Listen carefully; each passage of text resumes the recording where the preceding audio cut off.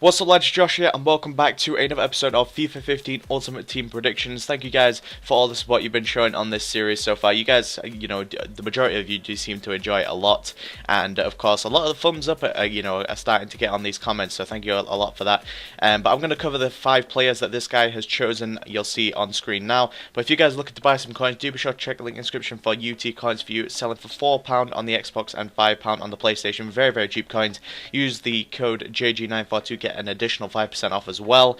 But apart from that, let's get straight into this video and let's cover the 5 players this guy has asked me to cover. The first player we're going to talk about, guys, is going to be Fabregas. Now, I'm not going to change too much about him because I haven't really obviously watched him that much, but I will get to watch him a lot more this season because, of course, he recently completed his transfer to Chelsea. Kind of surprised a lot of people. I thought he would be going to either Manchester United or back to Arsenal, but he's stunned everybody and he's gone to Chelsea. So for his stats, I'm going to keep his overall the same 86 rate. I do think he deserves to stay at, or don't think he deserves a downgrade or an upgrade really.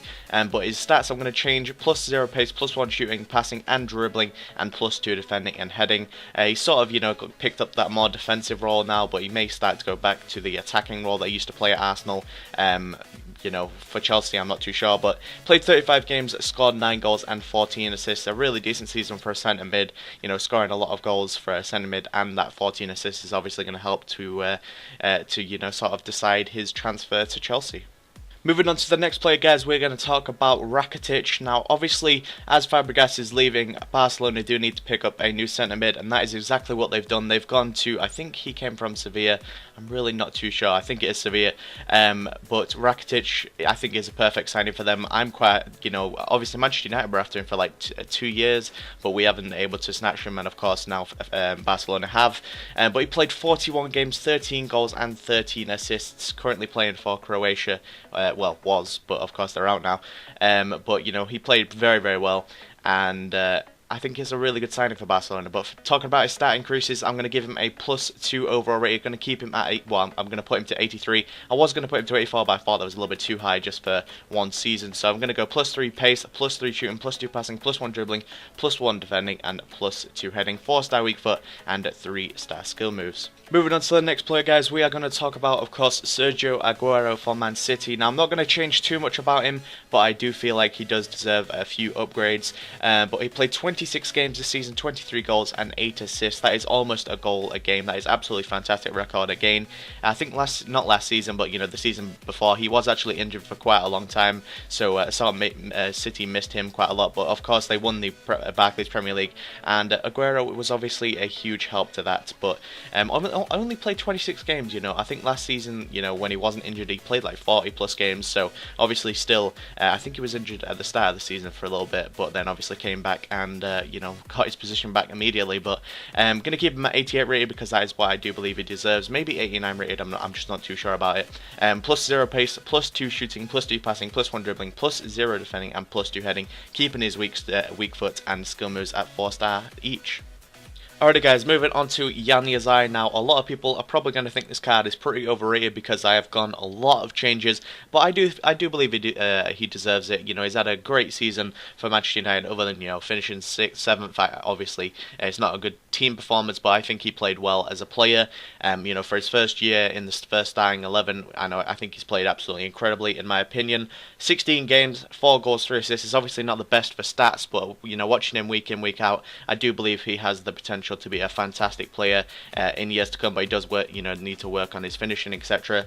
But his stats, I'm going to give him a 76 rated, just scraping a gold in my opinion for overall. +2 pace, +5 shooting, +3 passing, +4 dribbling, +8 defending and heading. Basically just a lot of increases because I do believe that the defensive things aren't right, because he does actually try to get back and track back for whenever is going on a huge skill run or something, doing something dumb like he normally does. But also, I've increased his skill moves to 4-star because if you watch Januzaj, you know that he deserves 4-star skill moves. It's basically pretty obvious because he's always doing step overs and stuff, trying to beat his man, and I think that's what warrants his 4-star skill moves. And finally, guys, we're going to talk about Adam Lallana for the final player of this episode. Now, I do actually think he deserves a lot of upgrades because he has had an awesome season for Southampton and currently been playing for England. Obviously, not doing too well in the World Cup as we're already out, but I think he showed a bright spark of what he could do for the future.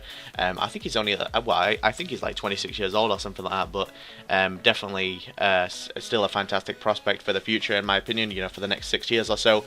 But 37 games played for Southampton this season, 9 goals and 6 assists. Obviously, that is a pretty decent record for his first year in the BPL.